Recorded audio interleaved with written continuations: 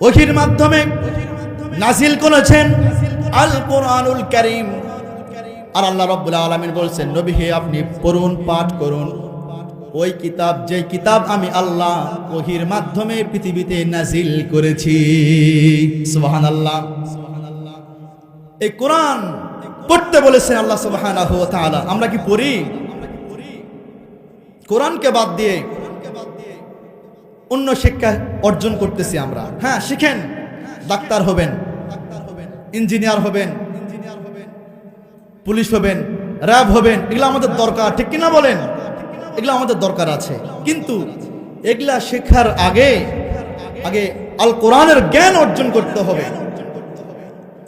আমার ভাইয়েরা, আয়াতের শেষের দিকে আল্লাহ রাব্বুল আলামিন বলছেন, ওয়াকিমিস সালাম, নামাজকে প্রতিষ্ঠা করো। তাহলে আমার ভাইয়েরা, আয়াতের মধ্যে আমরা বুঝতে পারলাম নামাজ ফরজ হওয়ার আগে, নামাজ প্রতিষ্ঠিত করার আগে ইলমে দ্বীন শিক্ষা করা ফরজ।